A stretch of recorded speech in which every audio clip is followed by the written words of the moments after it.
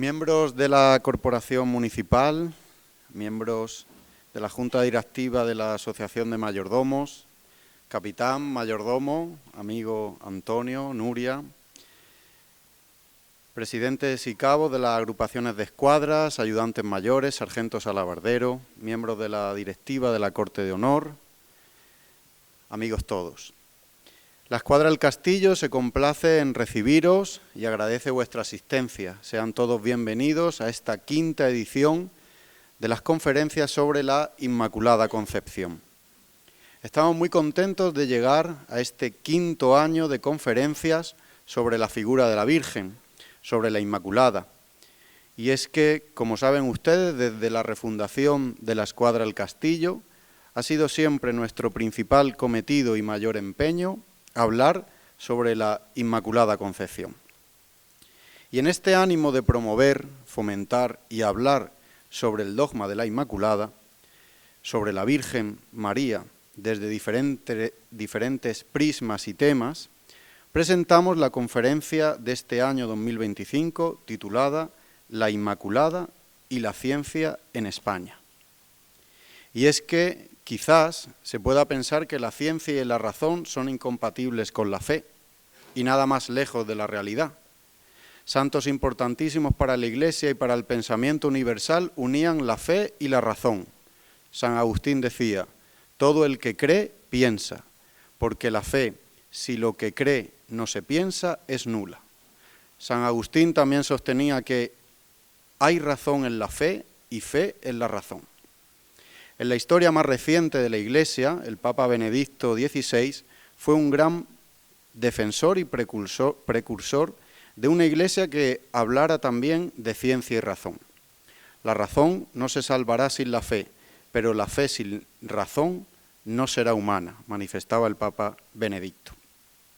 Y para hablarnos de ciencia, contamos en la ponencia de hoy con un invitado de excepción, don Alfonso Carrascosa, quien pondrá de manifiesto la relación que ha tenido la Virgen con el desarrollo de la ciencia en España. Don Alfonso Carrascosa es doctor en Ciencias Biológicas por la Universidad Complutense de Madrid y científico del Consejo Superior de Investigaciones Científicas, actualmente destinado en el Museo Nacional de Ciencias Naturales, además de miembro del Instituto de Estudios Madrileños. Los primeros 30 años de su carrera profesional se dedicó al estudio de la microbiología de los alimentos y desde hace 10 años se ocupa del estudio de la historia de la ciencia en la España contemporánea, temática sobre la que dirige la enciclopedia El desarrollo de la microbiología en España, bajo el patrocinio de la Fundación Ramón Areces y la Sociedad Española de Microbiología. De manera especial, se interesa por demostrar la conciliación ciencia-fe católica con hechos concretos, básicamente consistente en personas o instituciones en las que dichas formas de conocimiento se han dado cita, temática esta sobre la que versa su conferencia de hoy. Gracias, Alfonso, por tu disponibilidad, por estar hoy con nosotros. Somos todo oídos, con ustedes, Alfonso Carrascosa, la Inmaculada y la ciencia en España. Muchas gracias por tus amables palabras. Estoy muy agradecido a todos los que han contribuido a que pueda hoy estar aquí con vosotros. Desde Jorge, que fue un poco el que me sugirió hace ya un tiempo el poder venir a hablar de las cosas que le comentaba yo que estaba estudiando, manifestó interés y todo pues ha sido muy cordial y muy natural, y por fin ha llegado el momento en el cual vengo a hablaros un poco de cosas en las que creo, de cosas sobre las que trabajo, y yo espero que pues sea algo de vuestro agrado. Es un estreno mundial, digamos, si me permitís la expresión, porque nunca he dado una conferencia con este título. Pero en el transcurso de las conversaciones que hemos mantenido con Jorge, con Salva, etcétera, pues he visto que se podía plantear este título sin ninguna pretensión y ningún estrambotismo y con bastante lógica. porque de hecho me ha hecho caer en la cuenta preparar esta charla, me ha hecho caer en la cuenta de que se puede hablar de la Inmaculada y la ciencia en la España contemporánea, en España. Eso es. No las voy a mencionar a todas, pero agradezco muchísimo a todas esas organizaciones que hayan hecho posible que yo esté esta tarde aquí con vosotros. Y sin más preámbulo, vamos a pasar al tema. Está enmarcada esta charla, este acontecimiento, dentro de dos eventos que me ha parecido interesante reseñar al principio de la misma. Por una parte tenemos el año jubilar, dentro del cual estamos. Es importante porque voy a hablar de conciliación ciencia-fe y bueno, pues voy a mencionar directa o indirectamente a la Iglesia en varios momentos de la charla. Pero además, ya a título un poco más curioso, supongo que no lo sabéis, pero por eso lo he puesto, estamos en el 80 aniversario de la creación de la profesión de científico en España, que no quiere decir que antes no se hiciera ciencia. Se hacía ciencia, pero básicamente la ciencia la desarrollaban personas o instituciones relacionadas con la universidad, que siguen desarrollándola, que siguen haciéndola de maravilla, pero la figura del científico sin carga docente aparece muy recientemente en España, concretamente hace 80 años. Y ya aprovechando la mención a la efeméride, os presento a una madrileña que fue la primera, si se puede decir así, en estos términos, la primera científica profesional de España. Esta mujer fue la primera mujer que obtuvo una plaza para trabajar en el Consejo Superior de Investigaciones Científicas. María Pilar Aznar Ortiz. Y además era una persona devotísima de la Virgen. Aquí tenéis, no se ve bien, pero es su carnet de esclava de Nuestra Señora de la Almudena, la patrona de Madrid. Avanzando un poquito, yo siempre digo, y claro, pues sí, también lo voy a decir, que si hay un país en el cual la historia de la ciencia ha transcurrido de la mano de la fe católica, ese país se llama España. ¿Y cómo llega la fe católica a España? Pues lo sabéis, ¿no? No se ven bien las imágenes, lo siento. Pues a través de la aparición de la Virgen del Pilar, que alienta a Santiago en su predicación. Así es como arranca la presencia de la Iglesia en España. Antes ya había ciencia. Yo, cuando hablo de ciencia, me estoy refiriendo a la totalidad del conocimiento, y cuando hablo de investigación científica, me estoy refiriendo a todo aquello que hace aumentar el conocimiento. Pero, ojo, entendiendo que la ciencia es todo el conocimiento. No solamente el que proviene de las ciencias experimentales, que es un poco lo que habitualmente creemos que es la verdadera ciencia, no, la ciencia es todo. También las ciencias humanas son ciencia, también las ciencias de la información son ciencia, y nos permiten aumentar el conocimiento. Este es el concepto al cual yo voy a referirme en el transcurso de la charla, y quiero decirlo para que no haya quien piense, que lo podéis seguir pensando, por supuesto, pero es que eso no es ciencia. No, ciencia es la totalidad del conocimiento. Y hay incluso un conocimiento importante, el más importante conocimiento que podemos intentar conquistar es el conocimiento de la revelación. En esos términos es en los términos en los que yo hablo. Para mí es lo más importante que yo puedo conocer, el amor que Dios me tiene. Esto es un poco el concepto al que me referiré durante la charla. La presencia de la Iglesia, por tanto, empieza con la Virgen, y pongo aquí abajo la Virgen, que es inmaculada, que ya era inmaculada, todavía no lo sabíamos concretamente, pero lógicamente la historia de la ciencia en España, si va de la mano de la Iglesia, ha ido de la mano de la Virgen, porque la Virgen ha estado y está presente en el desarrollo de la Iglesia Católica en España, así como en la mundial. Así empezó todo. Os recomiendo este libro que pongo ahí, Una historia única de Zaragoza a Guadalupe, que es un libro que ha escrito una profesora italiana muy interesante, porque habla en este sentido providencialista, de cómo Dios ha conducido la historia y sigue conduciéndola, y que la siga conduciendo muchos años, que falta nos hace, de nuestro país. Las universidades acabarían devolviéndole a la Virgen Inmaculada el favor de haber hecho llegar a la Iglesia y haber animado a Santiago a seguir predicando. Avanzando un poco, simplemente por mencionarlo, yo quería comentar que entiendo que en este sentido amplio, en este concepto amplio de la ciencia, que pienso que es más real que el que, como decía, habitualmente utilizamos, ¿tenía la Virgen alguna actitud, vamos a decir así, científica? Sí, ella era conocedora de cosas que nadie más que ella conocía, de cosas originalísimas, que consistían básicamente en la acción de Dios en la historia del hombre.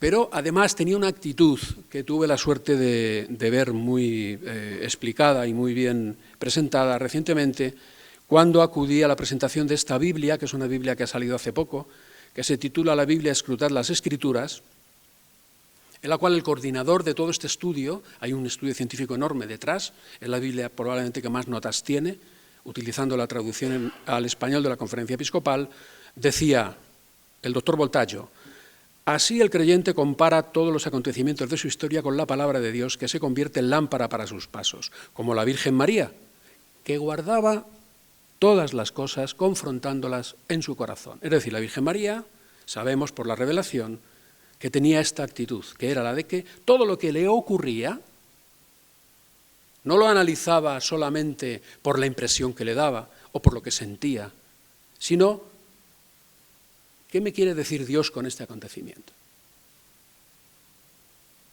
Y esto es una actitud extraordinariamente importante que hace que los hombres desarrollemos esa aspiración que Dios nos ha puesto dentro de encontrarnos con el sentido de la vida, que de una manera excelsa, vamos a decir así, da Dios. Dice que confrontaba las cosas que había oído, las que había leído en la Escritura y lo que ahora veía, dice San Jerónimo. Esta imagen que pongo aquí es la que he encontrado relacionada con esta actitud de la Virgen y una advocación, que es la advocación de la María, trono de la sabiduría. Concretamente esta es una imagen románica de Murcia, precisamente, la Virgen de la Risaca, en la cual está la Virgen María con la sabiduría, que es una persona, como sabemos, por la fe, que es Jesucristo, sentadito en su regazo. Esta es la imagen de María, trono de la sabiduría. No solamente es la actitud, sino que además a María se la rápidamente asocia con la sabiduría divina. Hay una anécdota también en este sentido, abundando en lo mismo, que es, no sé si la conocéis, la relación de la Inmaculada con San Alberto Magno, precisamente también relacionada con María, trono de la sabiduría. Este dominico, que es el patrón de la ciencia y de los científicos, tenía de joven dificultades para estudiar. Le costaba mucho estudiar y una noche se planteó huir del colegio. Y al tratar de huir, hay lo que se conoce con el nombre de la aparición de la escalera. A San Alberto Magno se le apareció la Virgen y le dijo: Alberto, ¿por qué en vez de huir del colegio no me rezas a mí, que soy trono de la sabiduría? Si me tienes fe y confianza, yo te daré una memoria prodigiosa, y para que sepas que si fui yo quien te la concedí, cuando te vayas a morir olvidarás todo lo que sabías. Y en el año 1278, cuando dictaba una clase, se quedó sin memoria y dijo: esto es señal de que ya me voy a morir, porque así me lo anunció la Virgen Santísima. Avanzando un poquito más, si quiero mencionar que cuando toma cuerpo, va tomando cuerpo de doctrina la Inmaculada Concepción, lo hace de la mano de profesores universitarios. Este es uno, el que comienza, digamos, a sentar las bases teológicas de lo que luego se conocerá como el dogma de la Inmaculada Concepción. Juan Duns Escoto, que estudió en Cambridge, Oxford, París, y fue profesor en Oxford y en París. Os he dicho antes que los científicos, hasta hace 80 años en España, este también, aunque no sea español, antes de estos 80 años eran los universitarios. Es decir, que no eran personas como habitualmente se tiene a quienes tenemos fe, creyentes en magias, supersticiosas. Este señor era un profesor de universidad famosísimo. Las universidades de Cambridge, Oxford y París, las tres fueron fundadas por la Iglesia Católica. Esta es la tumba donde está Juan Duns Scoto, que se venera en Colonia, en Alemania.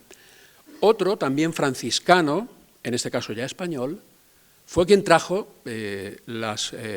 acercó la teología de Juan Duns Scoto a España para que aquí pues empezase a haber también bases sólidas en relación a la creencia de la Inmaculada Concepción, que es una cosa muy anterior, que es una cosa, como sabéis, muy anterior.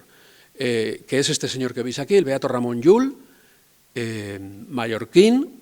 En la Reconquista de Mallorca su padre se hace amigo de Jaime I, él fue un laico, se casó y fue el preceptor de Jaime II. Él se propuso, escribió 30.000 páginas, más de 250 libros, o sea, un señor top intelectualmente hablando, que se preocupó de proponer lo que Juan Duns Scoto había propuesto, en España. Esto ya es en España. Se dedicó a la docencia, fue profesor en la Universidad de la Sorbona, también fundada por la Iglesia Católica, y luego usurpada por Napoleón, etcétera, pero la original, de hecho, el rectorado de la Universidad de la Sorbona, el rectorado, si miráis en internet luego, pues se ve una cúpula, esa es la cúpula de la capilla de Santa Úrsula. Ahí están las oficinas del rectorado actualmente, pero eso fue una iglesia. Ramón Llull fue además un vehementísimo predicador, de hecho le pegaron bastantes veces, porque este iba a puerta gallola a las sinagogas y a las mezquitas, y se ponía a predicar en la puerta de las sinagogas y en la puerta de las mezquitas. Otro hombre enormemente, de un nivel intelectual enorme, podríamos decir que era un científico de la época. Os voy a señalar aquí eso que veis ahí arriba, que es el emblema de una de las obras que él escribe, El árbol de la ciencia, que hace alusión al árbol de la ciencia del bien y del mal del paraíso, porque luego volveré sobre el tema ya que os voy a hablar de la fundación del más importante organismo científico de España, que todavía sigue en marcha, que es el Consejo Superior de Investigaciones Científicas, que fue fundado por católicos.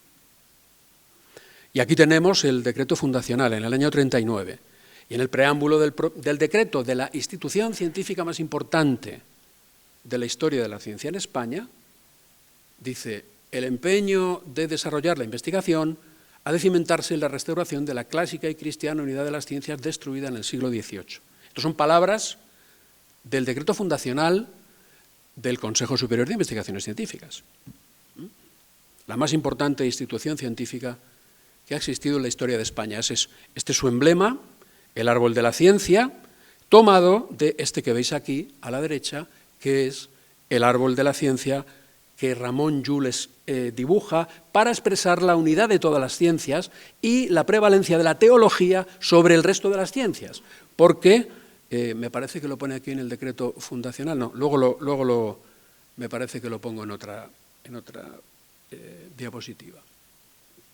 Fijaros lo curioso, esto es una curiosidad, este es el árbol luliano, el emblema del CSIC cuando el CSIC surge, veis aquí. ¿Cuándo han venido a gobernar España durante el transcurso de la historia del CSIC administraciones ateas, de ideologías ateas? Han desdibujado el árbol, veis aquí, este le llamábamos la mosca. Y este es el último, que es de la época ya más reciente, que le llamamos el lazo. Pero quiero decir que es un emblema, yo lo llevo aquí en la solapa, es un emblema que molesta a según qué tipo de ideologías, porque hace una referencia directa a la Biblia. Porque si en esta vida uno tiene que saber cosas, lo más importante es saber las cosas que le vienen bien y las cosas que le vienen mal. Y eso está perfectamente simbolizado en el árbol de la ciencia del bien y del mal. Pero abundando en el origen católico del Consejo Superior de Investigaciones Científicas, esto fue construido cuando el Consejo Superior de Investigaciones Científicas echa a andar, hace más ya de 85 años, la Iglesia del Espíritu Santo. ¿Veis aquí? Esta iglesia se hizo para que en el campus más importante del CSIC los científicos pudieran ir a rezar, pudieran celebrar la Eucaristía antes de meterse en los laboratorios. Pero además, el CSIC tiene un patrono, que es San Isidoro de Sevilla, que vivió aproximadamente entre el año 560 y el 636, o sea, antes de las fechas que os he puesto de la aparición de Duns Scoto y Ramón Llull. San Isidoro también fue una eminencia. San Isidoro escribió una de las obras enciclopédicas, vamos a decir, más importantes de la época, conocida con el nombre de las etimologías. Fue un obispo de la Iglesia. Pues este es nuestro patrón, y aquí se ve una reliquia que todavía se puede venerar todos los días de San Isidoro de estos últimos años. Yo al menos la he podido venerar allí en la Iglesia del Espíritu Santo. Y vamos al quinteto fundacional del CSIC. Porque yo, cuando hablo de conciliación ciencia-fe, no hablo tanto de, digamos, cuestiones de tipo teológico o filosófico, porque ni soy teólogo ni soy filósofo. Es verdad que tampoco soy historiador, yo soy doctor en biología, pero las cosas que vengo a presentar tienen todas, podéis estar tranquilos, certeza histórica, y hablo de hechos concretos. ¿Cómo podemos, digamos así, llegar a la conclusión de que la ciencia y la fe son compatibles? Bueno, pues explicando conceptos teológicos, explicando conceptos científicos, o bien poniendo personas concretas o instituciones concretas en las cuales la ciencia y la fe se han dado cita. Y todos estos señores que fundaron el CSIC, lo vais a ver ahora, pues en ellos se daba la ciencia y la fe, todos. El primero de ellos fue el presidente fundador, José Ibáñez Martín. Este señor tenía 2 licenciaturas. Este señor llegó a ser catedrático de instituto, que en el momento en el cual él conquista la plaza, con número 1 en España, que sale en todos los periódicos, pues era un puesto de bastante prestigio.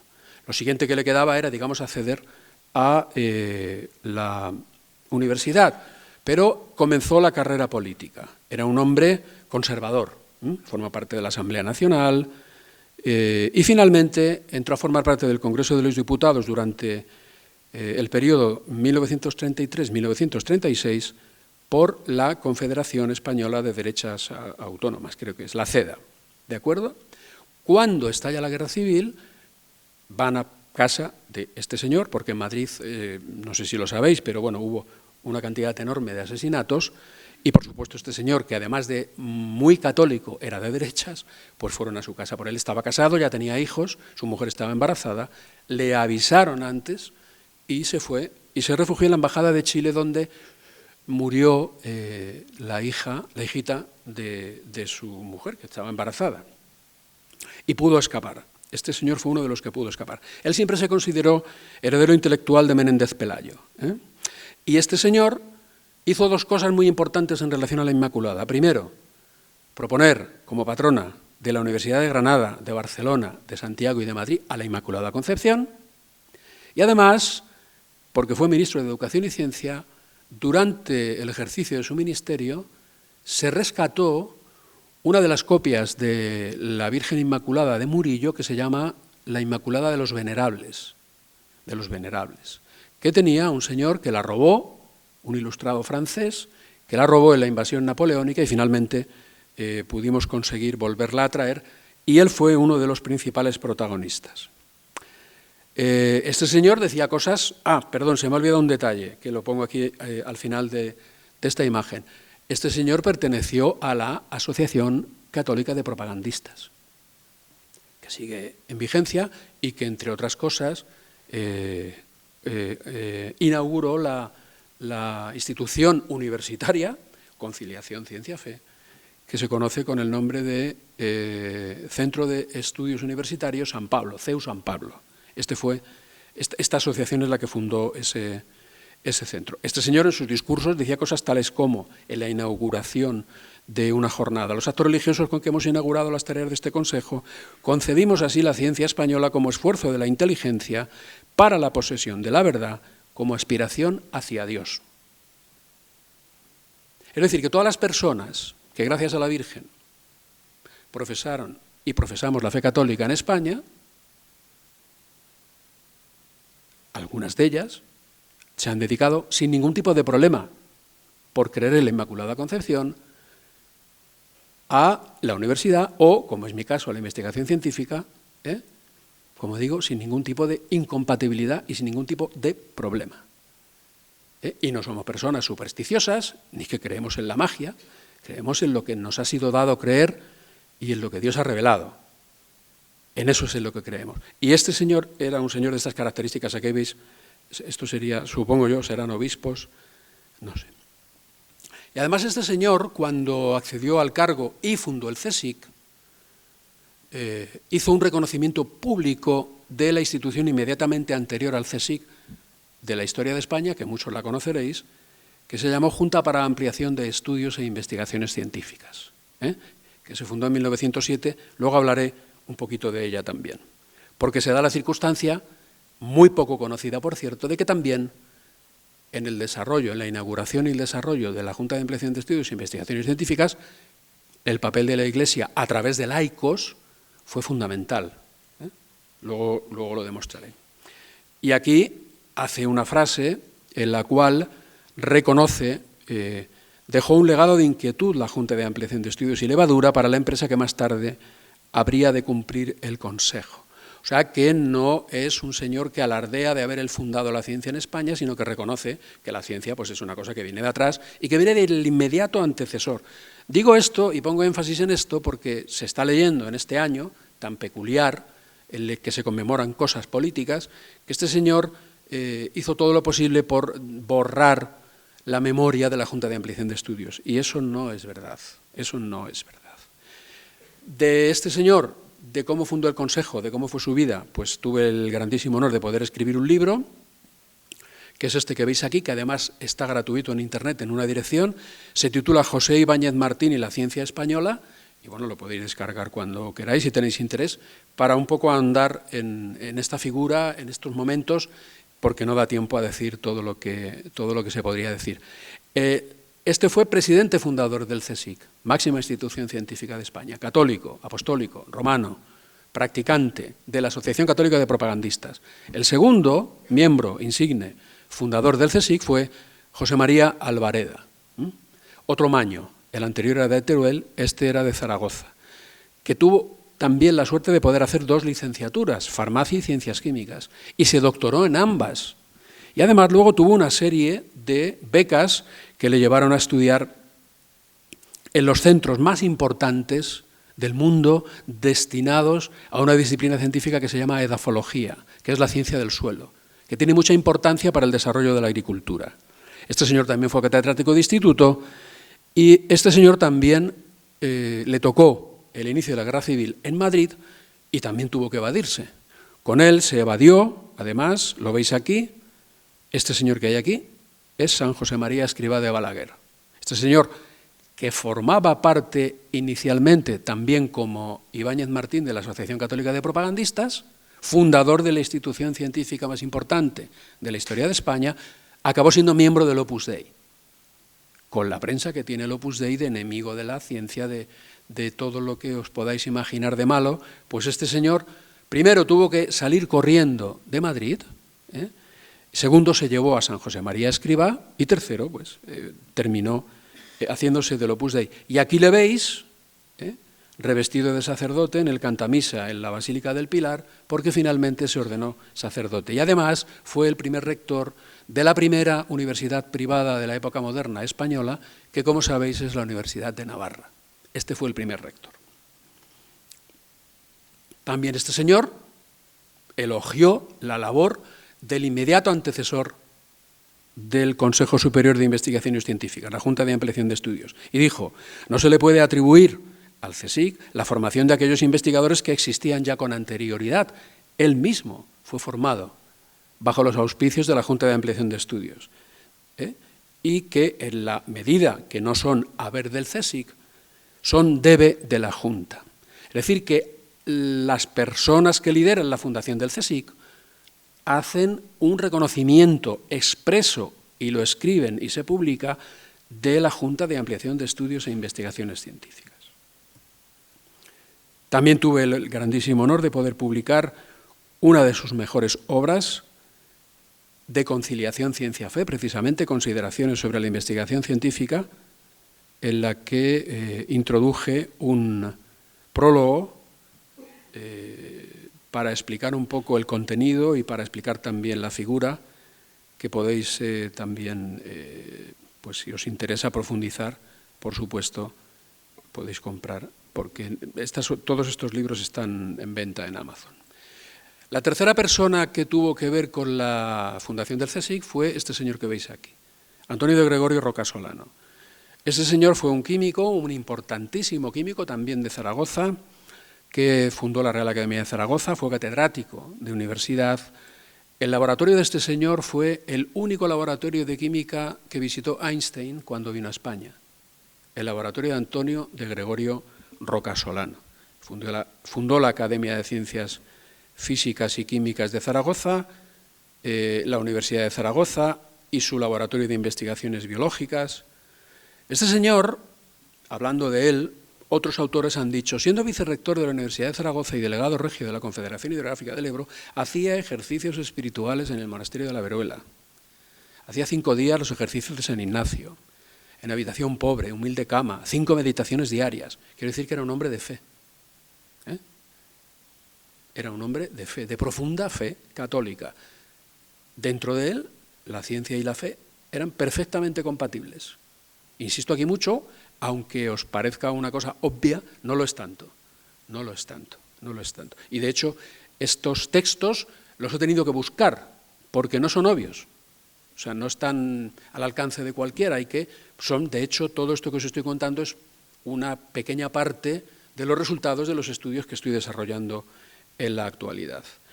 Él prologó una obra titulada De la vida a la muerte y dijo, pero quien se oriente tomando como guía la revelación y las enseñanzas del Creador, que quiso hacerse hombre para que pudiéramos comprenderle, etc. Podíamos estar aquí hablando un rato. Está claro que este señor también era un católico ferviente, primer vicepresidente fundador del Consejo Superior de Investigaciones Científicas, también formado durante la Edad de Plata, que es, sabéis, el primer tercio del siglo XX español, formado durante la Edad de Plata. O sea, no fue gente que llegó cuando termina la Guerra Civil y no sabían hacerla o con un canuto y les dieron cargos. No.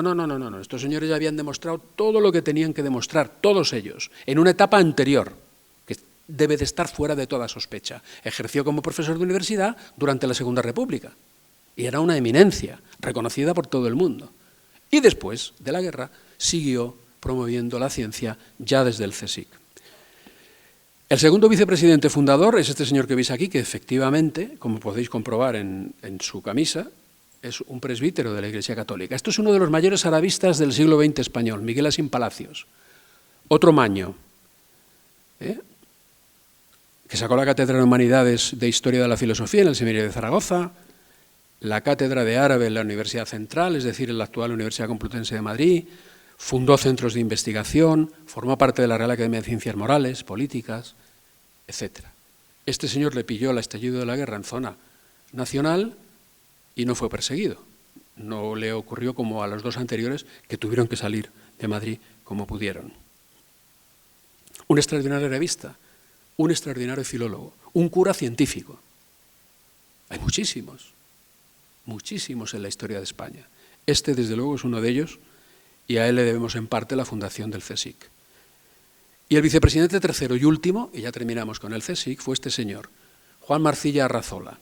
A este también le pilló la guerra en Madrid, le detuvieron, le llevaron a una checa y un guardia de asalto, que era capataz de bodega, que le conocía, dejó aviso a su mujer, si le pasa algo a don Juan, avíseme. Cuando fue apresado, le llamaron, fue a la checa de Fomento, que era donde lo tenían detenido, para darle el paseo, y lo sacó diciendo, de este me encargo yo. O sea, diciendo que lo iba a matar él. Y luego lo soltó. Pasó toda la guerra civil albergando en su casa, jugándose la vida, a curas y a monjas. Un ingeniero agrónomo que ya en la Edad de Plata había dirigido el primer centro de investigación del vino de España, el Centro de Investigaciones Vinícolas, al amparo de un organismo derivado de la Junta de Ampliación de Estudios que se llamó la Fundación para el desarrollo científico y los ensayos de reformas, la FENICER.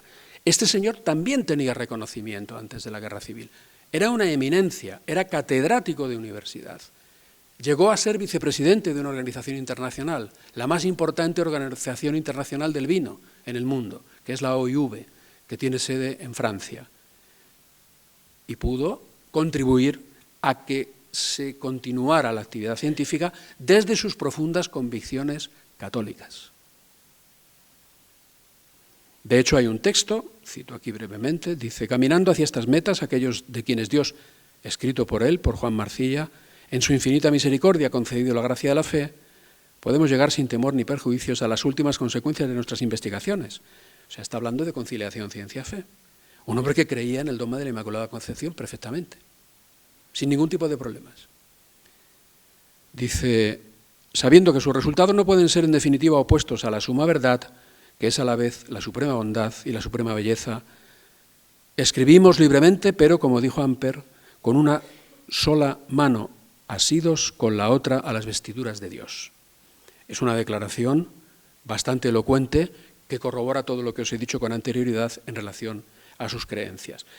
Pero sobre la importancia de hecho demostrativo de la conciliación ciencia-fe en la creación del Consejo Superior de Investigaciones Científicas, que repito, es la institución científica más importante de la historia de España y todavía en vigor, hablan estas palabras también, que recojo aquí, que si veis son palabras de Pío XII y son palabras del cardenal Montini, que terminó siendo San Pablo VI.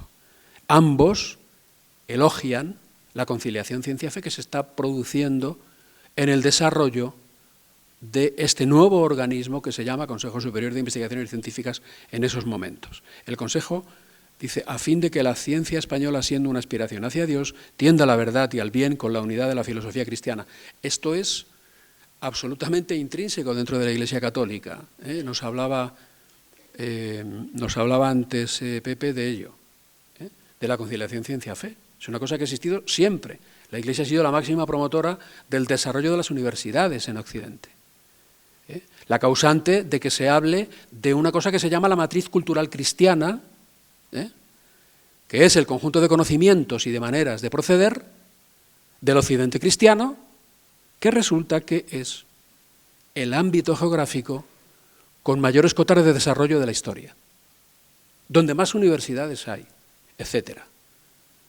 Son cosas obvias, pero que conviene escucharlas porque nos están cambiando el agua y entonces hay veces que uno dice, pero bueno, vamos a ver, verdaderamente, ¿qué tiene que ver la Iglesia con la ciencia? Muchísimo, muchísimo, muchísimo. Y sigue teniendo.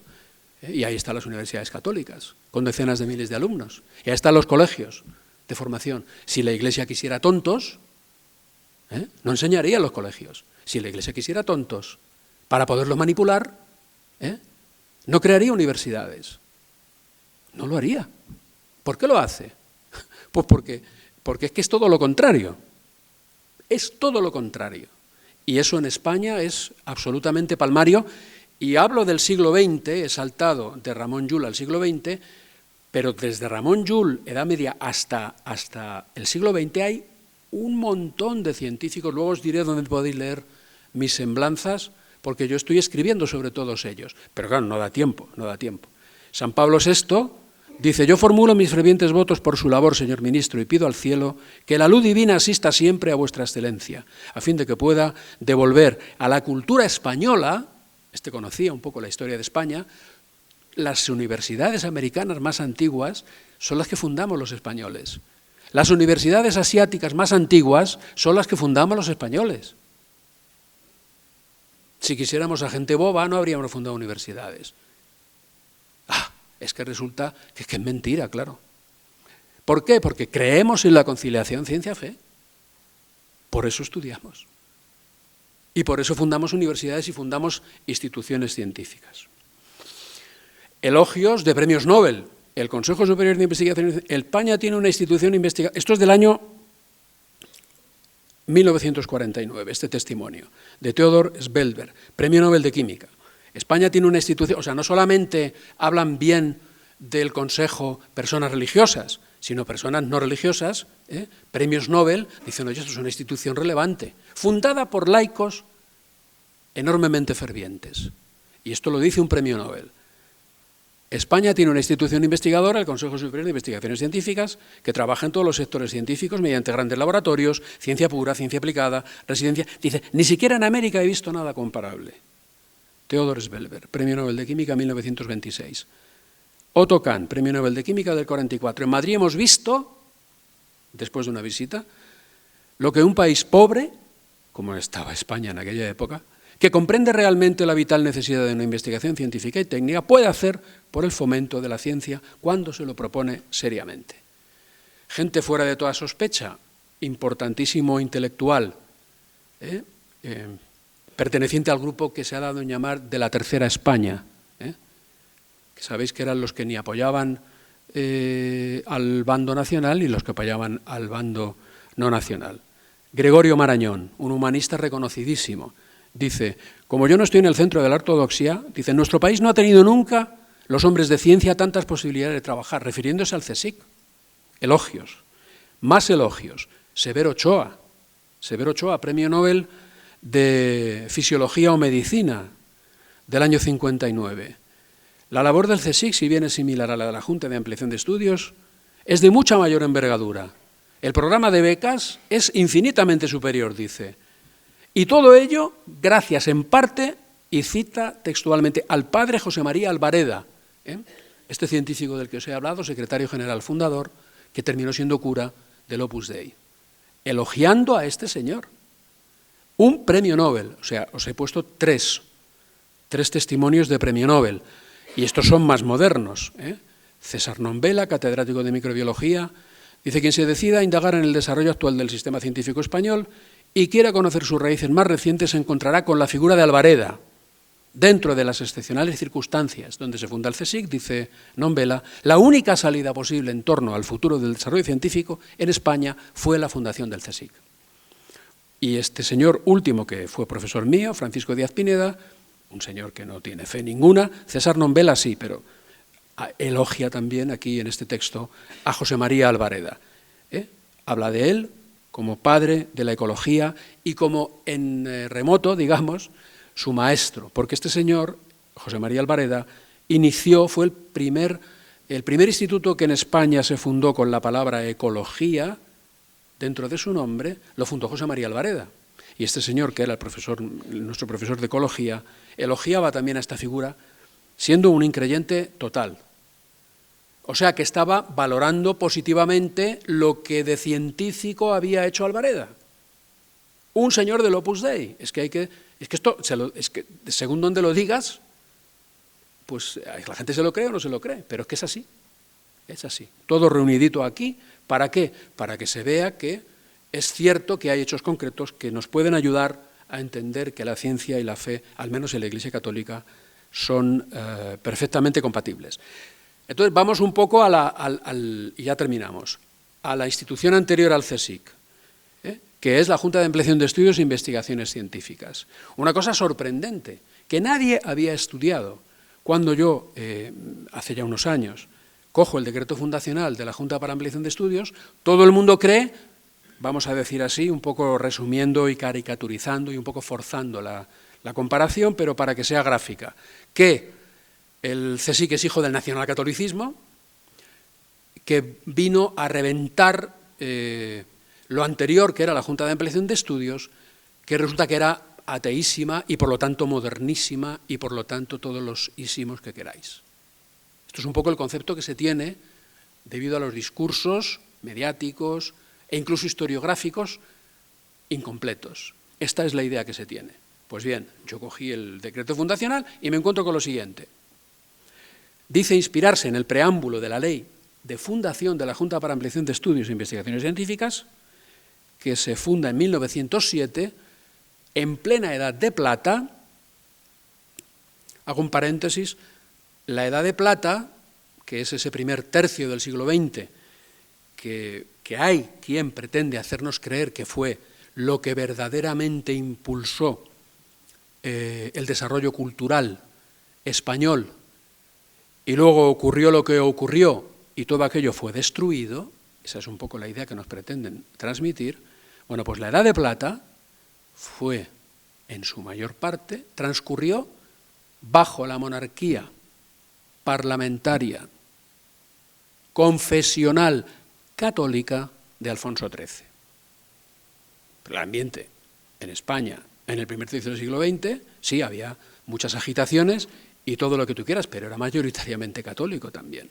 Y de hecho, fijaros lo que dice el decreto fundacional de la Junta de Ampliación de Estudios, inmediato antecesor del CSIC. Dice: la comunicación con moros y judíos y la mantenida en plena Edad Media con Francia, Italia, Oriente. La venida de los monjes de Cluny. Está hablando de las cosas que han hecho que el conocimiento aumente en Europa, en el entorno. Inspirador todo ello de la obra que se pretende inaugurar, que es poner en marcha la Junta de Ampliación de Estudios. O sea, las referencias que toma son todas referencias conciliación, ciencia, fe católica. Las universidades de Bolonia, de París, de Montpellier, de Tolosa, todas fundadas por la Iglesia Católica. Los premios y estímulos ofrecidos a los clérigos. Texto inspirador de la fundación del inmediato antecesor del CSIC. Estamos en la España del siglo XX. No estoy hablando de cosas que han pasado, estoy hablando de cosas recientísimas, en el transcurso de las cuales también tuvo un protagonismo muy relevante la presencia de la Iglesia Católica a través de laicos. Porque en un tiempo era oficialmente como institución que la Iglesia Católica era la que tenía, el Papa, firmar la bula de inauguración de una universidad, pero eso quedó atrás, ciertamente, pero los católicos hemos seguido trabajando por la investigación. Y hemos seguido fundando la Universidad Complutense de Madrid, la Junta Constructora, eran todos personas católicos fervientes. Pero no solo eso, también en la Universidad Autónoma o en la Universidad de Bilbao. En el siglo XX español, o sea, no es una cosa remota, es que es verdad que la ciencia y la fe en la Iglesia son compatibles. Es que es verdad que creer en la Inmaculada Concepción no es incompatible con hacer ciencia, en absoluto. ¿Por qué? Pues porque forma parte de un modo de conocimiento que llamamos revelación, pero es que es conocimiento al fin y al cabo, y que es el conocimiento que Dios quiere darnos también a degustar, porque es fundamental para nuestra vida. Por eso es producto del amor de Dios, el conocimiento que podemos obtener a través de la revelación. Pero eso de despreciar abiertamente todo aquello que no se puede demostrar, pues tú me dirás, ¿quién ha demostrado que la materia orgánica es autoorganizativa? Para creer que la evolución ha ocurrido por mero azar. Pues eso no lo ha demostrado nadie. Eso no lo ha demostrado nadie. Y la gente, hay gente que lo cree. Los ateos creen que Dios no existe y que esto ha aparecido, la materia apareció sola de repente, y luego pues la evolución, o sea, hemos llegado a tener el cerebro que tenemos por casualidad. ¿Pero quién ha demostrado eso? Experimentalmente, nadie. Sigo. La Junta de Ampliación de Estudios, los cabildos catedralicios, el Colegio de San Clemente de Bolonia, todas estas instituciones, en el decreto fundacional de esta institución que quieren hacernos creer que era la crème de la crème de los ateos, pues es que es mentira. Es que también estaba inspirada en cosas que había hecho la Iglesia Católica. Los premios y estímulos ofrecidos a los clérigos por los cabildos catedralicios. Los cabildos estaban en las catedrales y daban formación académica. Los cabildos son organizaciones que tienen mucho que ver con la fundación de las universidades, de las escuelas universitarias catedralicias. Todas las universidades a las que se refiere el decreto fundacional de la Junta de Ampliación de Estudios, todas las fundó la Iglesia Católica. Esta es la Universidad de Bolonia, con su iglesia; esta es la Universidad de Toulouse, con su claustro; esta es la Universidad de la Sorbona; esta es la cúpula que os decía antes, que actualmente son las oficinas del rectorado, pero esto es la capilla de Santa Úrsula. No me digas. Y esta es la Universidad de Montpellier, igual, con su iglesia, con su torre, todas fundadas por la Iglesia Católica. El Colegio de San Clemente, en Bolonia, que todavía, por cierto, funciona. ¿Para qué se creó? Para que los universitarios fueran a la Universidad de Bolonia, fundada por la Iglesia Católica. ¿Y quién lo fundó? En 1364, el cardenal Gil de Albornoz. Todas estas referencias están en el decreto fundacional de la Junta de Ampliación de Estudios. Pero es que hay una cosa todavía más gorda. Esto que presento aquí, la Junta de Ampliación de Estudios echa a andar en 1907, 21 personas al frente. En vez de como el CSIC, que os he hablado de 5, aquí fueron 21. Ese es Santiago Ramón y Cajal, fue el presidente, ahí estuvieron listos, cogieron al recién nombrado premio Nobel, ahora hablaré un poquito de él, Santiago Ramón y Cajal, Leonardo Torres Quevedo. De estos 21, yo ya he demostrado que todos estos eran católicos practicantes. Ciertamente, en menor medida, estos que pongo aquí al final, Joaquín Costa y Joaquín Sorolla, pero eran también católicos practicantes de pensamiento católico, no muy practicantes, vamos a decir así. También Santiago Ramón y Cajal vivía su religiosidad a su manera y siempre fue respetuosísimo con la Iglesia Católica, como ahora mismo voy a demostraros. Y Leonardo Torres Quevedo, que es tenido por el ingeniero español más importante de todos los tiempos. Ahora os hablaré un poco de él y de su fe. De los 21 vocales fundacionales, más de la mitad eran católicos practicantes.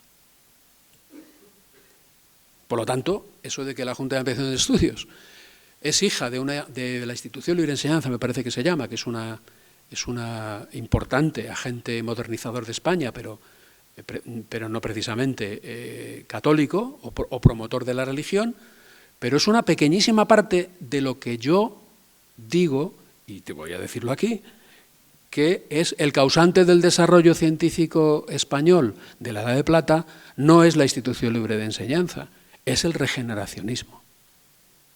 El regeneracionismo, que es una corriente de pensamiento que surge con la pérdida de las últimas colonias a finales del siglo XIX. Y, por cierto, de la que son protagonistas Santiago Ramón y Cajal y Joaquín Costa, entre otros.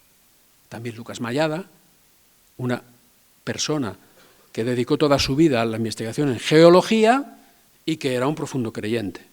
Santiago Ramón y Cajal, sabéis, el descubridor de la neurona, el enunciador de la ley de polarización dinámica del impulso nervioso y cosas que no me voy a poner a explicar. Fijaros, recibió formación de religión en la escuela, en las escuelas pías estudió. No estudió en la Institución Libre de Enseñanza. Santiago Ramón y Cajal no tiene nada que ver con la Institución Libre de Enseñanza. Cuando la Institución Libre de Enseñanza echa a andar, Cajal ya es médico. No, nada que ver, nada que ver. Estudió en las escuelas pías, dice, y se enorgullece, hay un escrito en el cual se enorgullece. Cuando toma posesión de su sillón en la Academia de Ciencias, Santiago Ramón y Cajal da un discurso en el cual este texto que veis aquí en negrita dice cosas, bueno, no lo voy a leer entero. Él acierta exclusivamente a comprender, hablando del investigador, algo de ese lenguaje misterioso que Dios ha escrito en los fenómenos de la naturaleza. Y a él solamente le ha sido dado desentrañar la maravillosa obra de la creación. Santiago Ramón y Cajal hablaba de estas cosas, con toda naturalidad. Pero luego dejó un montón de frases escritas. La hermosura es una carta de recomendación escrita por Dios. Para ser sabio el hombre necesita aprender todos los libros. Para ser virtuoso le basta con el Evangelio. Y termino citando esta bellísima frase. No te burles de los creyentes fervorosos si eres escéptico. Ten piedad de tus antepasados que fueron cristianos sinceros numerosas centurias. Sería ingratitud imperdonable olvidar que tu corazón y tu cerebro están enraizados en un protoplasma milenariamente cristiano y espiritualista. Esto lo dice Santiago Ramón y Cajal, primer premio Nobel de Ciencias Experimentales de la historia de España, padre de la neurona y todavía a día de hoy uno de los científicos españoles más citados. Más citados. Leonardo Torres Quevedo. Pues Leonardo Torres Quevedo fue un ingeniero que murió justo cuando, me parece, se inicia la guerra civil. Este señor se dedicó sobre todo a inventar, aquí tengo algunos de los inventos, el telequino, que es el precursor del mando a distancia, el aritmómetro mecánico, que es el precursor del ordenador personal, el autómata de ajedrez, que es un precursor de los juegos estos que ahora utilizamos. Simpáticamente pongo aquí esta foto, el funicular que hay sobre las cataratas del Niágara, que aparece además en la película Niágara, que me parece que la protagonizaba Gardner o Marilyn Monroe o no sé cuál de ellas, que sigue funcionando, lo hizo Leonardo Torres Quevedo, que además creó también una empresa muy importante de dirigibles y vendió muchísimos dirigibles en la Primera Guerra Mundial. Leonardo Torres Quevedo, yo hablé con una nieta suya, que fue la que me puso un poco sobre la pista de sus devociones, y me dijo, sí, mi abuelo estaba un poco loco porque Dice, todo el dinero que ganaba con una cosa lo gastaba en inventar otras y no nos dejó nada, no nos dejó nada. Me decía la nieta, dice, no nos dejó nada, se lo gastó todo en inventos. Por Hernando Torres Quevedo, hablando con la nieta, ¿era tu abuelo católico? Era católico apostólico romano. El padre Lorin, que supongo que os sonará, habló de él también, murió como un buen cristiano, como había vivido, comulgaba todos los viernes primeros de mes. Hay una biografía escrita de Leonardo Torres Quevedo, la que dice que estudió los hermanos de la doctrina cristiana, acostumbraba a leer el catecismo.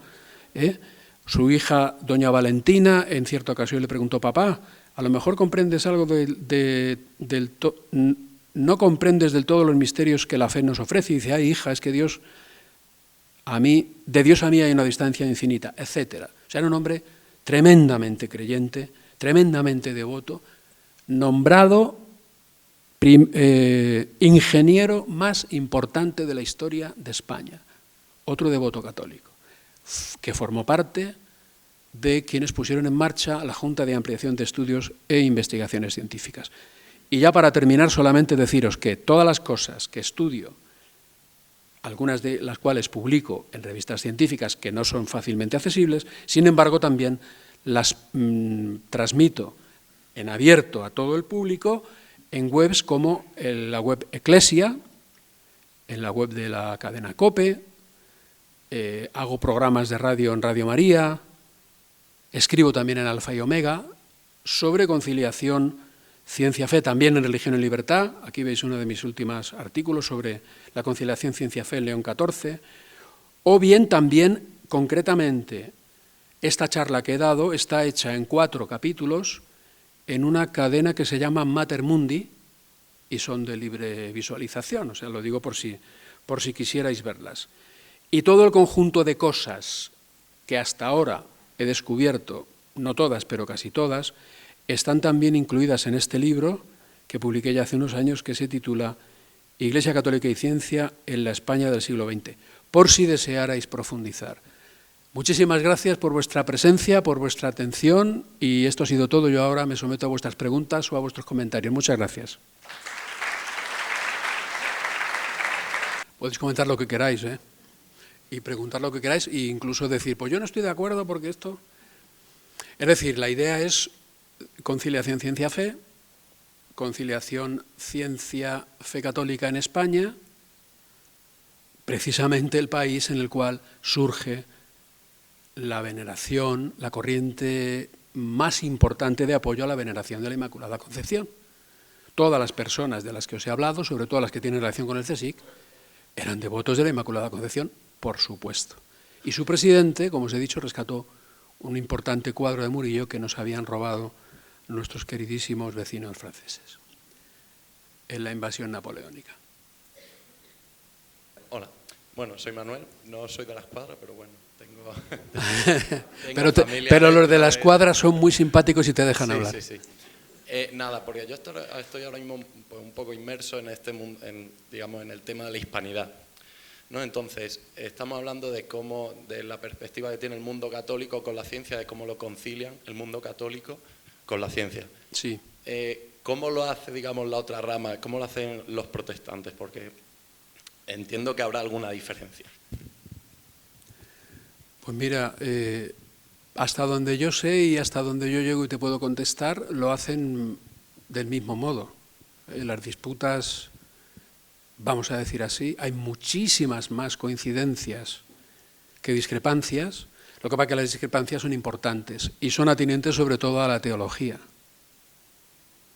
porque por lo demás no hay problemas. Es verdad que dentro de nuestros hermanos protestantes hay corrientes como por ejemplo la del creacionismo que sostiene, insiste en que la interpretación de la creación debe ser literal y que por lo tanto pues eso ocurrió en 7 días de la manera que describe la Biblia literalmente, cosa que ya San Agustín dice en el siglo IV, pues que no tiene necesariamente por qué ser coincidente el relato para liberarnos de la interpretación literalista con las cosas que pueda la ciencia ir demostrando que ocurrieron. Y lo que ha ocurrido desde San Agustín hasta aquí es exactamente una liberación ejercida precisamente por el profesar la fe católica de los corsets que ciertas ramas del protestantismo, no todas, algunas, sostienen, por ejemplo, en los temas de la evolución. Niegan la evolución, la Iglesia no niega la evolución. Lo que sí dice es que aquel, atención, que con motivo de la evolución concluya que Dios no existe, se está equivocando totalmente. Porque la evolución no demuestra que Dios no existe. O sea, ¿quién hace que un chimpancé, nuestros ancestros no eran exactamente los chimpancés? Pues de alguien así surja el ser humano. Pues lo hace Dios. Hay gente que dice que no, que eso es generación espontánea. Pero ¿cuándo tú has visto a un mono convertirse en una persona? Hay gente que se lo cree. Lo que la Iglesia dice es que hay una intervención divina en eso. Y que entonces ese animal viene a tener un alma. Y además el raciocinio. Bien, pues entonces, somos coincidentes, somos bastante coincidentes. De hecho, la mayor parte del camino recorrido, tanto por el catolicismo y el protestantismo, pues ha sido común hasta, bueno, hace relativamente no mucho. Ha incidido usted o ha explicado, si lo he entendido bien, el papel de la fe como motor de la investigación científica. También me gustaría saber su opinión desde el punto de vista justo contrario, de la ciencia como motor de la fe, como si, al contrario de lo que ordinariamente se piensa, cuanta más ciencia, menos fe. Su opinión al respecto. Claro. Cuanta más ciencia, menos fe. Yo nunca he visto a un científico perder la fe por investigar. Los científicos que he conocido que tenían fe, les ha pasado lo mismo que a mí, que no la han perdido, al contrario. ¿De qué manera puede actuar sinérgicamente la investigación? Es una ayuda a la fe, porque de hecho, efectivamente, la fe es razonable. Lo ha dicho nuestro presentador al inicio del acto. Es decir, que no es, como algunos dicen, absolutamente irracional. No, tiene una lógica intrínseca, aplastante. Podemos hablar de cómo, incluso, pruebas de la existencia de Dios, toda la historia de salvación. Es que hay gente que dice que eso es mentira, los relatos bíblicos, pero lo dice ¿en base a qué? ¿En base a qué? O sea, se lo está, digamos así, con todos mis respetos, si hay alguien que piensa aquí en la sala que esto es así, pues se lo está inventando. Se lo está inventando. Entonces, Cajal, es que cuando me hacías la pregunta me venía a la mente la cantidad de textos. Cuando Cajal cuenta un poco su vida, hay un libro muy bonito que se puede leer porque se entiende todo, que se llama Historia de mi vida y mi labor científica, de Santiago Ramón y Cajal.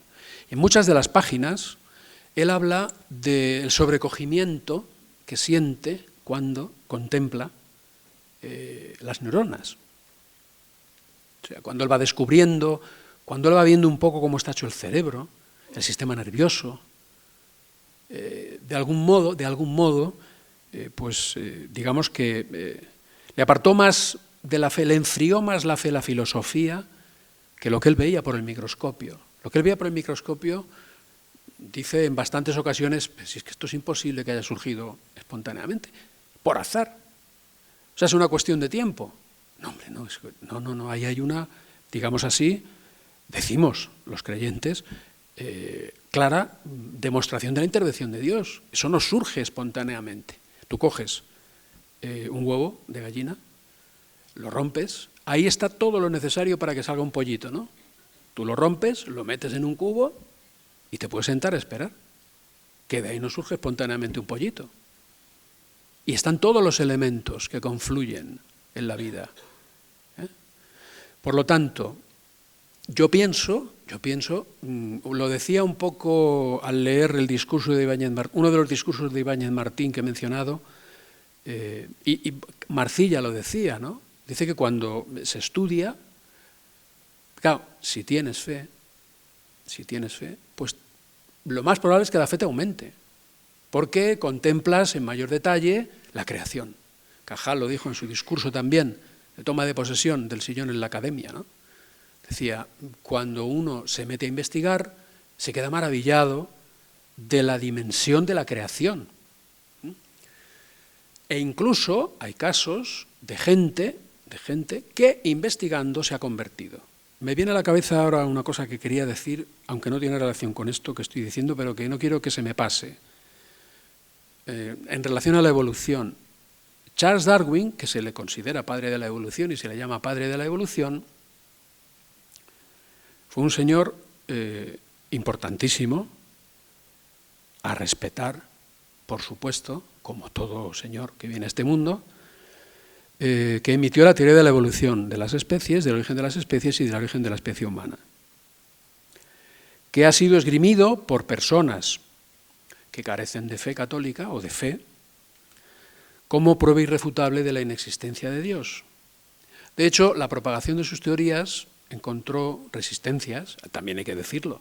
Por supuesto, yo he hablado de cosas, no he hablado de errores de la Iglesia Católica, pero bueno, es que eso es obvio que también los ha cometido y los cometemos los que formamos parte de la Iglesia Católica. Yo estaba hablando de la relación, pero Charles Darwin era hijo de un pastor anglicano. 2. El único título universitario que fue capaz de obtener fue el de teología, porque su padre le obligó a estudiar teología. O sea, era una persona creyente. 3. Intentó estudiar medicina y no pudo acabar la carrera. Inteligentísimo, por demás. Saliendo al paso una vez que le preguntaron de la polémica de, oiga, es que usted ha hecho una teoría que demuestra que Dios no existe. Él contesta, esto está al final del libro del origen de las especies, el libro auténtico, el original de Charles Darwin, dice, oiga, yo no he pretendido en absoluto demostrar que Dios no existe con esta teoría. Es decir, se puede entender de esa afirmación, esta teoría no demuestra que Dios no existe. Yo no la he hecho para eso. Que se utilice para eso, allá cada cual, pero yo no la he hecho para eso. Es más, dice, me extraña mucho que haya gente que diga eso. Porque, insisto, yo no he hecho para eso. No he dicho eso jamás.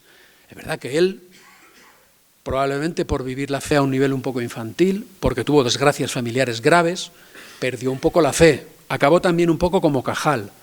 Cajal acabó, era un hombre creyente, así un poco, pero genérico, casado con una piadosísima mujer, Silveria Fañanás, pero respetaba enormemente el catolicismo. Charles Darwin también acabó un poco su vida porque se le murió un hijo, porque tuvo muchas desgracias, pues un poco descreído. Pero él fue quien fue. El único título universitario, teólogo. ¿Vale?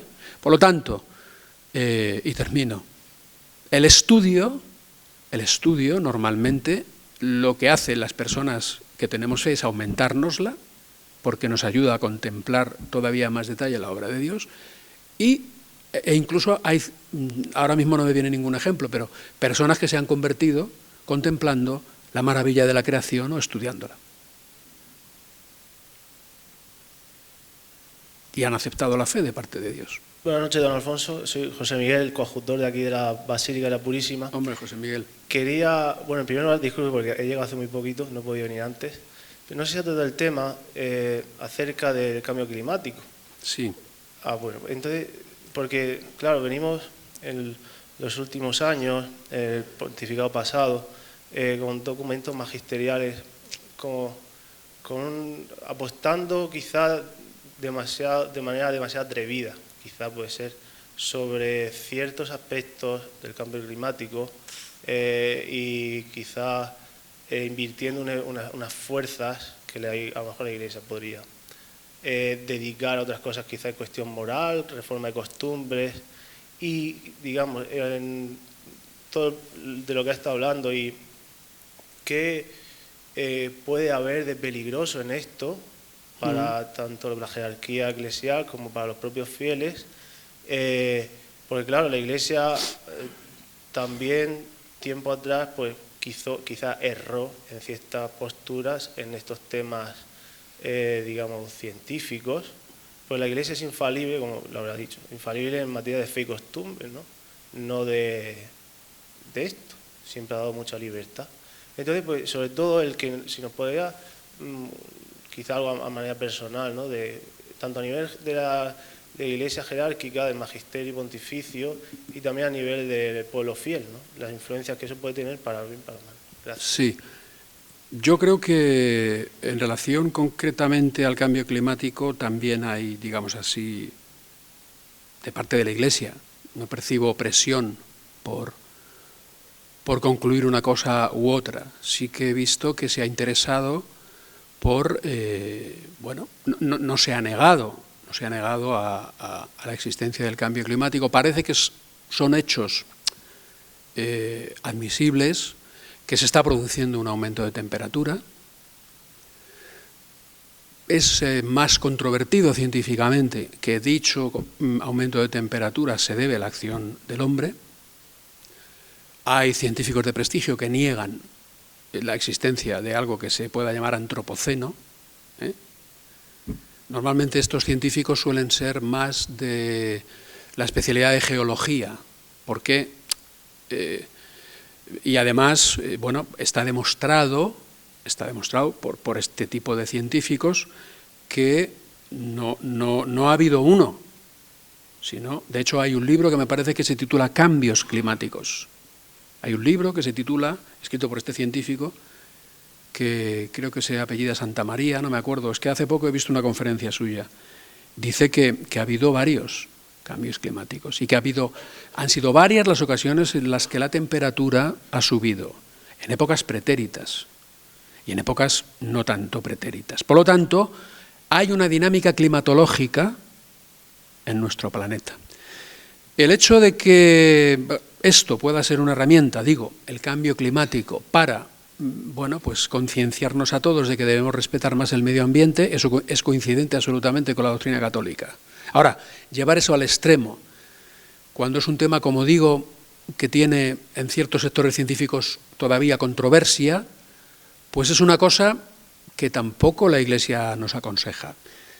El alineamiento más estrecho que se ha producido en tiempos recientes de la fe católica con el cambio climático ha sido la carta, la Laudato Si, en la cual el Papa Francisco utilizó, digamos, yo creo que de una manera bastante profusa, muchas citas científicas, pero a mí lo que me queda de esa carta, que yo la he leído y la he releído y demás, él se alinea bastante y da bastante crédito a la existencia del cambio climático. Como digo, es una cosa que científicamente parece que está ocurriendo, otra cosa es el origen, otra cosa es la duración, y otra cosa ya es después utilizarlo ideológicamente. Pero a mí me parece que es una cosa bastante coincidente con el respeto al medio ambiente y a mí personalmente no me preocupa demasiado. Y yo creo que comportará, como en mi caso concreto ya ha comportado, pues tener que cambiar de coche porque en Madrid pues te obligan a cambiar de coche. Pero bueno, eso son cosas que pasan, no pasa nada. O sea, quiero decir, yo tampoco soy un enemigo de todo lo que se dice por parte de quienes defienden, digamos, este fenómeno como incluso de origen humano. Si nos ayuda a respetar un poco más el medio ambiente, ahora yo creo que a estas alturas está bastante claro que el cambio climático está siendo utilizado ideológicamente también. Por lo tanto, bueno, es un hecho constatado que está ocurriendo un aumento de temperatura y veremos a ver con el paso del tiempo qué es lo que ocurre. Y bueno, pues ojalá y todo lo que hagamos en esta dirección sea para respetar más la naturaleza, que será estupendo. Voy a hacer yo una pregunta. Dime. Bueno, primero quería agradecerte porque realmente yo creo que todos los que nos consideramos creyentes alguna vez hemos tenido hemos llegado a creernos esta contraposición entre ciencia y fe. Y siendo creyente, parece que yo, por ejemplo, a veces he pensado, digo, yo soy creyente, pero también soy de ciencia, ¿no? También, o sea, como me he visto ahí un poco como realmente en el debate de si siendo creyente podía estar con todo, con lo científico. Y me he acordado estos días que vi hace poco un vídeo, le preguntaban a gente joven por la calle un youtuber y van preguntando por la calle y claro, la gente pues responde así lo primero que se le ocurre. Y la pregunta era un poco tendenciosa porque directamente preguntaba a los jóvenes, ¿tú crees en Dios o crees en la ciencia? Y también para mi sorpresa había algunos jóvenes que se declaraban creyentes, que hoy en día se dice que hay un movimiento un poco dentro de los jóvenes de, pues de no de tener más fe, sino de por lo menos poder hablar libremente de la fe que tienen. Y estaba pensando yo, si tú fueras por Madrid y te preguntaran esto a ti, así a bocajarro, ¿cómo contestarías? ¿Tú crees en Dios o en la ciencia? Claro, en Dios, en Dios. En Dios, que en definitiva es el que nos ha dado la capacidad de poder hablar de ciencia, de poder hacer ciencia, de poder hacer investigación, de poder conocer, es quien nos ha creado, y dar crédito sobre todo a Dios. Y por supuesto, puesto que al final el conocimiento proviene de Dios también, y nuestra capacidad de raciocinio, pues claro, en las cosas que dice la ciencia, también, claro, lógicamente. Yo diría que creo en los dos. Probablemente un ateo te dijera, no, yo solamente en la ciencia. Bueno, pues estás podando una parte de tu persona de muchísima mayor importancia que la científica. Todo el mundo espiritual, sin el cual no podemos conocer a Dios. Fíjate tú que estamos viviendo un tiempo, aprovecho para comentar otra cosa que quería decir, en el cual se está negando la ciencia, desde el ateísmo. Se está negando. Hay hechos científicos que se están negando. La concepción de la vida humana. Quienes defienden el aborto están negando totalmente, están pisoteando las ciencias biológicas. Pisoteándolas. La teoría de género. Eso pisotea la biología. Pero pisotearla les da igual. Yo como biólogo digo, pero bueno, a esta gente ¿quién le ha dicho? Pero vamos a ver. Entonces yo hago una distinción entre fe y credulidad. ¿Vale? Entonces, lo que yo percibo es que hay gente que se cree lo que quiere creerse. Y tiene tanta credulidad, son tan crédulos, que se creen cosas contrarias a la ciencia. Contrarias a la ciencia. Contrarias al sexo binario, contrarias a la aparición de la vida humana, se lo creen, lo repiten y se lo creen. Y deciden ellos cuándo una vida humana tiene que acabar también, después de muchos años. Porque lo que importa es lo que yo acuerde y yo decida. Y yo. Y entonces me parecen posturas contrarias. Me está viniendo ahora a la memoria otra cosa que no he dicho, al referirme a la fundación de la Junta de Ampliación de Estudios. Uno de los fundadores de la Junta de Ampliación de Estudios es un intelectual, probablemente de los más importantes que dio España en el siglo XX, Menéndez Pelayo. Menéndez Pelayo decía una cosa, hacia los que decían que la Inquisición que la Iglesia había sido siempre enemiga de la ciencia y que la prueba de ello era la Inquisición. Entonces Menéndez Pelayo les decía, decidme un solo científico que la Inquisición española asesinara. Decidme un nombre. Todavía no hay ese nombre. La Inquisición española estuvo funcionando en nuestro país 300 y pico años. No mató ni a un solo científico. La gente que ejecutó, que fue siempre ejecutada por las autoridades civiles, porque la Inquisición no tenía potestad de hacer eso, quiero decir, por los políticos de la época, que eran los que ejecutaban, ¿de acuerdo? Parecía que era una millonada y cuando se han abierto los archivos y se ha visto, porque todos los procesos eran archivados, ahí, que es una barbaridad, por favor, que yo no estoy defendiendo la Inquisición, del orden de 3.000 personas ajusticiadas, 3.000 personas ajusticiadas físicamente. El ateísmo en España en 3 años, ¿a cuántas asesinó? Pero más te digo, yo tengo un estudio hecho, en este libro lo podéis ver, una parte de él porque las cifras aumentan Aquí hay un listado en este libro de 30 científicos asesinados por personas ateas durante la Guerra Civil Española. Es decir, el ateísmo en España en 3 años asesinó a más científicos que la Inquisición española en 3 siglos. Este es el titular. Claro, son cosas que, y vamos, está demostrado esto, o sea, no me estoy inventando nada, podéis todas las inquisiciones, incluidas las protestantes, esto lo podéis comprobar en Google en cuanto salgáis, todas las inquisiciones del mundo, incluidas las protestantes, no llevaron a la hoguera ni a 12 científicos durante todo el tiempo de su existencia. Esto lo podéis comprobar cuando queráis. Y a ver si miento. Miradlo. Son casos que se repiten, mantras que se repiten, como la leyenda negra. ¿Qué decir ahora de estas leyes memorialísticas? Que solamente podemos estudiar una parte de lo que ocurrió. Y está prohibido.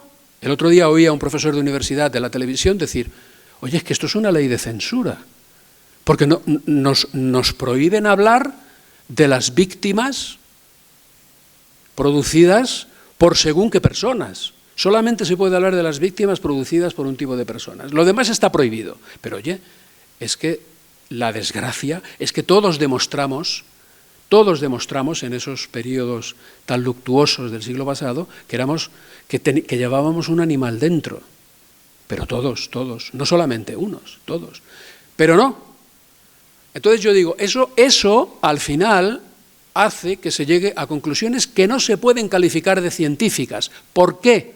Porque solamente es calificable de científico en historia el estudio que enuncia todo lo que ocurrió durante esa época, no solamente una parte.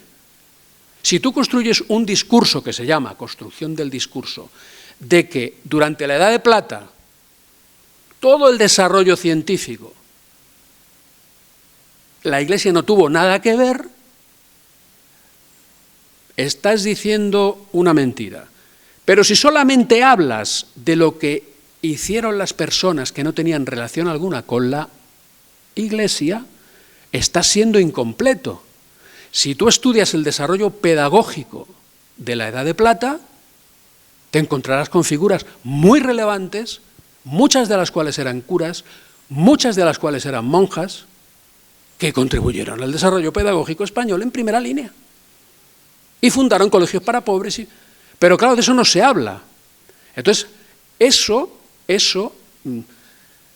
contar solo lo que hicieron algunos es mentir. No, porque estás contando hechos históricamente demostrables. Pero no se puede calificar de científico porque es incompleto. Por lo tanto, no es un estudio científico el que se está haciendo ahora de las víctimas de este conflicto de aquel. No. Si no hablamos de todos, no es científico. Es verdad lo que estás diciendo, pero no es científico. ¿No? Te faltan las otras. A ver, como creyente y como científico, sí. Yo te quería hacer una pregunta, ¿cuál es tu opinión en ambos aspectos de la relación que existe entre la Iglesia Católica y la ciencia más moderna actual, como puede ser la bioética, o como podemos hablar de la evolución o la teoría del Big Bang? Yo creo que es buena, que goza de una salud magnífica. De hecho, mira, el Big Bang, sabéis que quien lo propuso fue un cura católico belga, Georges Lemaitre. Claro, como este señor era cura, era un astrofísico importante, cura, al principio Einstein se rió de él, pero luego Lemaitre convenció a Einstein de que el universo no era infinito, ni eterno. Esto sentó muy mal al ateísmo. Tan mal que en un país gobernado por una persona que se llamó Stalin, los científicos que se alinearon y admitieron las teorías de Georges Lemaitre fueron perseguidos, algunos asesinados y otros llevados a campos gulag, por un señor que se llamó Stalin, que era ateo, que teóricamente debía de ser muchísimo más inteligente, por ser ateo, digo, que cualquier persona que creyera en algo. Pero se dio esta confrontación. Esta confrontación se repitió con el desarrollo de la genética. El desarrollo de la genética, sabéis que la genética es una rama científica de la biología que inaugura y pone en marcha Gregorio Mendel. Gregorio Mendel era un agustino. Cuando en la Unión de Repúblicas Socialistas Soviéticas comienzan las teorías de Mendel a llegar, hay científicos que dicen, anda, pues tiene razón, estupendo. Las empiezan a impartir a las universidades. El gobernante, nuevamente Stalin, persiguió a todos los científicos que han dicho, porque un cura agustino no podía ser creído por un ateo. Y dentro de la URSS persiguió a los biólogos que admitieron las teorías del padre de la genética, que siguen vigentes en la actualidad. ¿Por qué? Porque era cura. Y a un cura hay que darle crédito cero. Y mucho menos crédito hay que darle a alguien que dice que el universo no es eterno. Porque claro, el melón que abrió Lemaitre es que el universo tiene un principio. Esto ya no es eterno. Y eso molestó muchísimo. Esto digo para ilustrar un poco la relación de los ateos supuestamente abiertos y tolerantes y con la ciencia. La Iglesia goza la relación que tiene con la ciencia de muy buena salud. ¿Qué ocurre? En el campo de la bioética, hombre, pues que tiene una fuente de conocimiento y la utiliza en la práctica, a la cual no accede mucha gente que se declare atea, que es lo que yo vengo denominando durante el transcurso de la charla revelación. Y por lo tanto sabe que hay cosas dentro de la ética relacionada con la biología o bioética, pues que son contrarias a la voluntad de Dios. Y lógicamente esas ni las propugna, ni las promueve, ni las tolera. Y no lo hace de una manera totalitaria metiendo a la gente en gulags, lo razona y luego es despreciada y es apartada y no se le hace caso. Pero eso le pasó a nuestro Señor Jesucristo igual. Pero hay que decir lo que nos es dado conocer. Y una de las fuentes fundamentales del conocimiento para el ser humano es la revelación. O sea, que Dios se da a conocer. Que no deja que el ser humano se invente a Dios. No, si Dios está inventado. Si Dios está inventado. Y no solo eso, sino que es el que ha inventado al hombre. Y como yo le digo a mis hijos, mirad hijos, el que hace el libro de instrucciones del lavavajillas es el que lo fabrica. El que sabe cómo funcionamos es el que nos ha hecho. Y el libro de instrucciones se llama revelación. La parte más importante de la cual están las Sagradas Escrituras y la otra, a través de la Iglesia, por obra y gracia del Espíritu Santo. No juguéis a probar. Porque al final, en la escena del Génesis, donde dice, alguien oye una voz y dice, no, come del fruto. No, es que me ha dicho que moriré. No, ¿qué vas a morir? No te fíes. Prueba. Porque si no pruebas, no sabes si te puede o no gustar. Que es lo que se les dice hoy a las personas cuando se quiere que se promuevan a otro género. Tú prueba, no lo has probado. Esto se lo dicen los muchachos y las muchachas en los colegios, en la universidad. ¿Cómo que no te gusta tener una relación sexual con uno de tu mismo sexo? Es que no lo has probado. No puedes decirlo. Sí lo puedo decir porque hay una fuente de conocimiento que se llama la revelación, que proviene de Dios, que es el que me ha hecho. Y por lo tanto me puedo negar a probar eso. Luego tengo mis caídas, y tengo mis pecados, y tengo mis debilidades. Pero eso de que para saber si una cosa es buena o mala tienes que probarla, eso es algo contrario a la fe católica. No. Las cosas buenas o las malas, para mí, el que las sabe es Dios. Eso es lo que nos dice la revelación.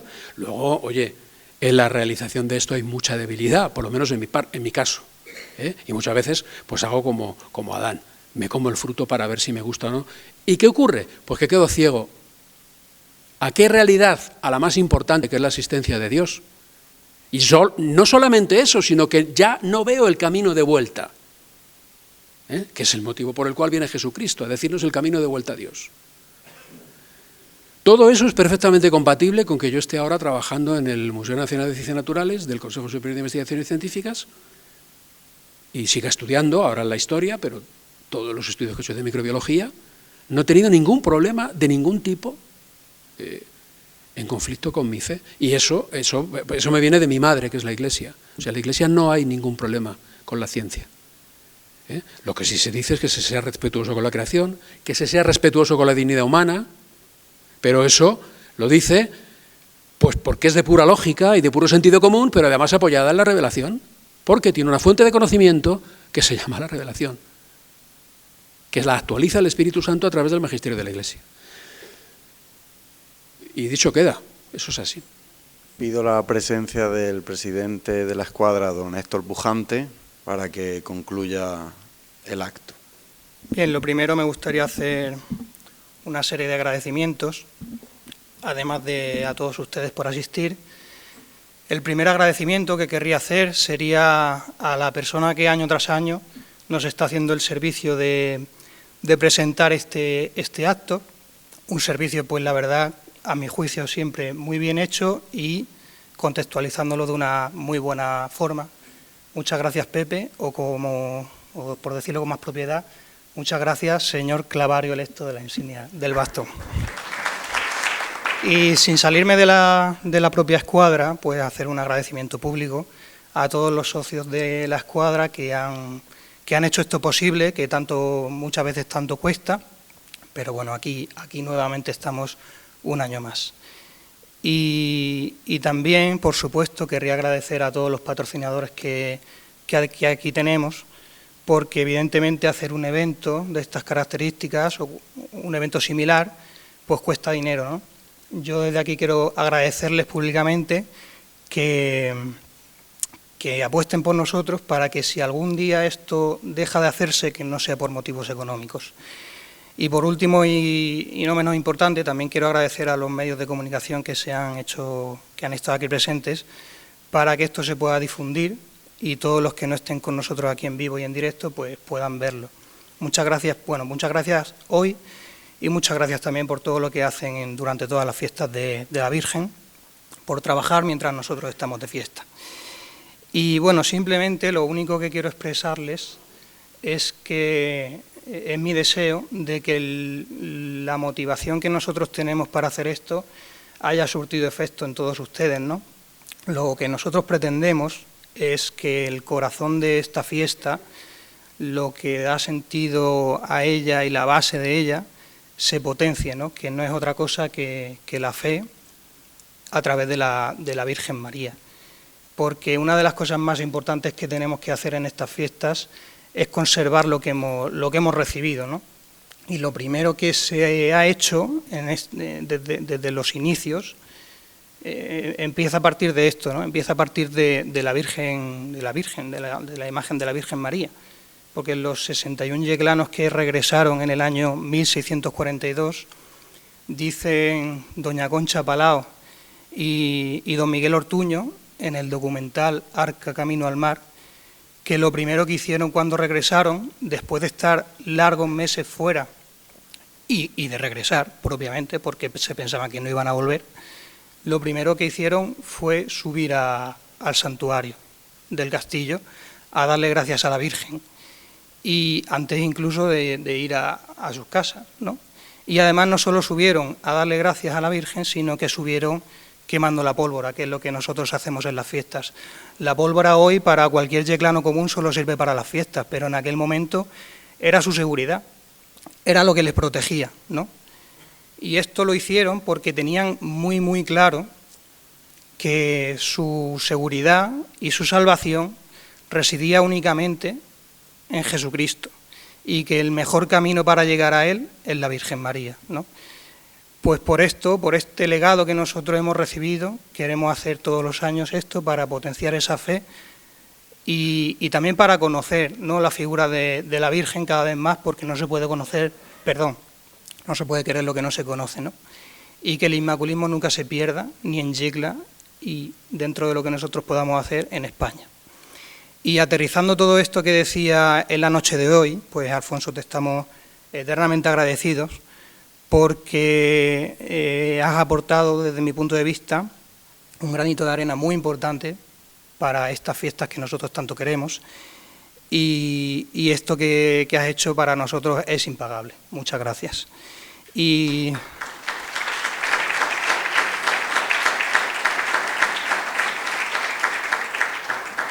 como digo, esto es impagable, pero bueno, como una pequeña muestra de nuestro agradecimiento, te vamos a hacer entrega de un obsequio que es un icono de la Virgen María, pintado por el pintor yeclano Alfonso Muñoz, socio de nuestra escuadra, que actualmente tiene una exposición en la sala, en la Asociación de Mayordomos, la que hemos visto anteriormente, y que ha pintado y ha donado a la escuadra para entregarte como agradecimiento de esto.